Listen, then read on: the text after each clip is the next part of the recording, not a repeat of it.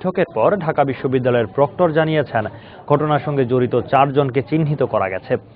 আর police কর্মকর্তারা বলছেন নারী লাঞ্ছনার ঘটনায় বিভিন্ন মাধ্যমে বিকৃত তথ্যও এসেছে। খান মোহাম্মদ রুমেলের রিপোর্ট। সময়টা নষ্ট করেন, ফলাফলটা আমাদেরকে দেন না, কতটুকু সহযোগিতা চান আপনারা? বাংলা নববর্ষের দিন টিএসসি এলাকায় নারী লাঞ্ছনার প্রতিবাদে রোববার শাহবাগ থানা ঘেরাও করে বিক্ষোভ করেন বিশ্ববিদ্যালয়ের শিক্ষার্থীরা।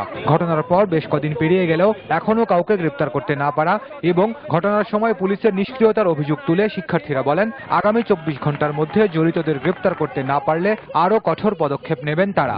আজকে 3 দিন হয়ে গেল, তাদের একজনকেও ধরতে পারেন নাই, যাদের অ্যারেস্ট করে আপনাদের দেওয়া হয়েছিল তাদেরকে পর্যন্ত ছেড়ে দিতে না। এদিকে দুপুরে ঘটনাস্থল পরিদর্শন করেন পুলিশের ঊর্ধ্বতন কর্মকর্তারা, কথা বলেন আশপাশের মানুষের সঙ্গে। পরে শাহবাগ থানায় ঢাকা বিশ্ববিদ্যালয়ের প্রক্টরের সঙ্গে বৈঠক করেন পুলিশ কর্মকর্তারা। বৈঠক শেষে প্রক্টর জানান জড়িত কয়েকজনকে চিহ্নিত করা গেছে। আর পুলিশ বলছে ঘটনাটিকে সর্বাধিক গুরুত্ব দিয়ে কাজ করছেন তারা। তবে ঘটনাটিকে কেন্দ্র করে বিভিন্ন মাধ্যমে বিকৃত তথ্য এসেছে বলেও দাবি পুলিশ কর্মকর্তার। ফুটেজে আপনার অনেক আবার বিকৃত তথ্য এসেছে অনেকগুলো, এটা এই মুহূর্তে বলতে চাই না। হয়তো দেখা গেছে যে সেই জগন্নাথ হলের একটা দৃশ্য একটা পত্রিকায় এসেছে যার সাথে এর কোনো সামঞ্জস্য নেই।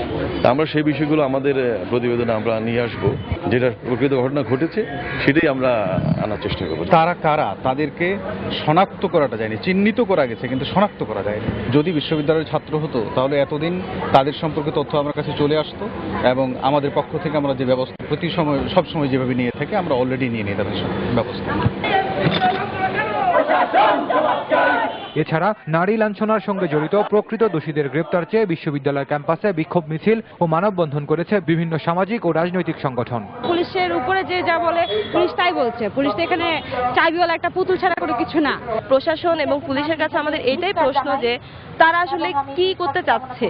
এই যে কাহিনীটা হয়ে গেল সেই কাহিনীটাকে তারা ধামাচাপা দিতে চাচ্ছেন। এদিকে একই দাবিতে জাতীয় প্রেস ক্লাবের সামনে মানববন্ধন করেছে সমাজতান্ত্রিক মহিলা ফোরাম। খান মোহাম্মদ রুমেল, সময় সংবাদ, ঢাকা।